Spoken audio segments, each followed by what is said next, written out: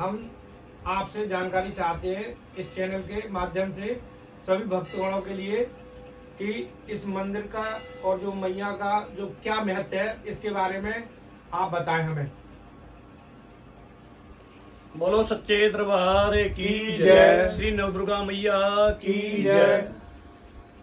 आप लोग जो यहाँ पर पधारे हैं, आपके चैनल को मैं सबसे पहले आपको इसको बधाई देता हूँ कि जिससे आप इसका सभी धार्मिक स्थलों का जो ये बड़े बड़े स्थल हैं हरिगढ़ के, और आप इनका प्रचार प्रसार के माध्यम से आप लोगों को जानकारी देते हैं।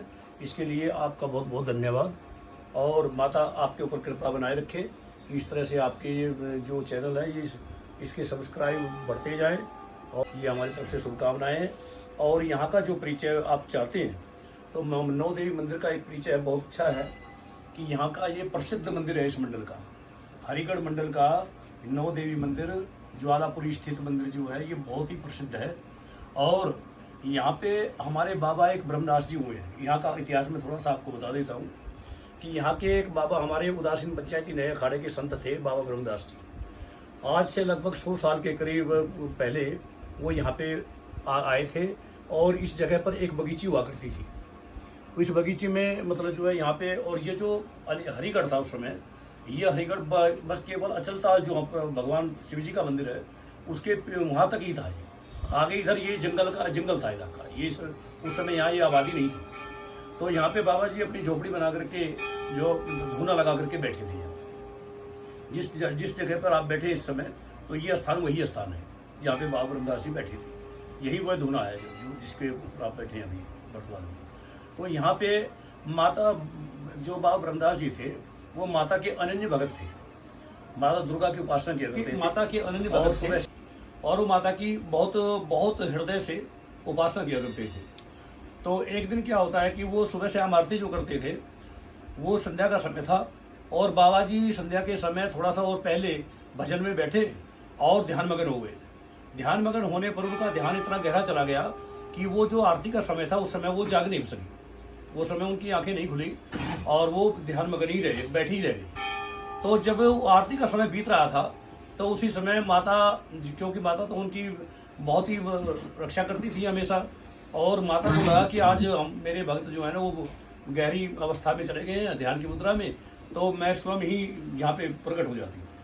तो उन्होंने, माता कहते बताते हैं कि जो ज्योति यहाँ पे जलाया करते थे जिस स्थान पर, उसी स्थान पर एक दिव्य ज्योति के रूप में प्रकट हो गई, और माता की ज्योति बिल्कुल बहुत लहला के प्रज्वलित दिव्य रूप से जलने लगी। और जलते जलते जब बाबा जी कुछ टाइम के बाद उनकी आंखें खुली तो उन्होंने वो क्या देखते हैं कि माता की दिव्य ज्योति बड़े ही स्वरूप में जल रही है, और यहाँ पे कोई उस समय यहाँ कोई व्यक्ति नहीं होते थे, शाम को बाबा जी अकेले होते थे बिल्कुल। तो इसलिए यहाँ पे उन्होंने देखा कि कोई व्यक्ति तो यहाँ है नहीं, ज्योति तो मैं ही जलाता हूँ रोज, लेकिन आज ज्योति मैंने लगाई नहीं, आज लेट हो गया हूँ मैं, लेकिन ज्योति तो जल रही है। तो बाबा जी को आभास हुआ कि यहाँ जरूर कोई शक्ति है। तो बाबा जी ने फिर दोबारा ध्यान किया माता का, और माता का ध्यान करके देखा कि माता जी जरूर यहाँ पे ज्योति के स्वरूप में प्रकट हो गई है। तो उन्होंने बोला कि मैया, हे माता दुर्गा मैया, अगर आप मेरे ऊपर प्रसन्न हो गई हो और आप स्वयं यहाँ पे प्रकट हुई हो तो आप मुझे साक्षात दर्शन देने की कृपा करें। तो वह इतनी प्रार्थना सुनकर के माता ने बताते हैं कि उनके चार ज्योतियां और प्रकट हो गई दोनों तरफ, और जो बीच वाली जो ज्योति थी उसमें से माता के दर्शन बाबा जी को होने लगे। और उस माता जी को दर्शन होने के बाद माता जी ने स्वयं ब्रह्मदास बाबा जी से कहा कि बेटा, आप मेरा तुम्हें साक्षात दर्शन हो गया है। ऐसी अवस्था में अब इसलिए तुम्हारे यहाँ पे धराधाम पे जो तुम्हारा समय था वो भी पूरा हो चुका है। अब कुछ समय तुम यहाँ पे रहोगे, उसके बाद आप मेरे श्री चरणों में आ जाओगे। लेकिन एक काम करना, आने से पहले जो आपके शिष्य इंद्रदास हैं इनको आप आदेश करो कि मेरे विग्रह की स्थापना यहाँ पे 9 देवी के स्वरूप में कर दें। और अगर 9 ग्रह ये मेरे विग्रह की स्थापना यहाँ पे हो जाती है तो मैं यहाँ पे जो भी भक्त लोग आएंगे उनकी मनोकामनाएं सबकी पूर्ण करूंगी, और हर तरह से मैं हमेशा यहाँ पे सबको आशीर्वाद मिलेगा।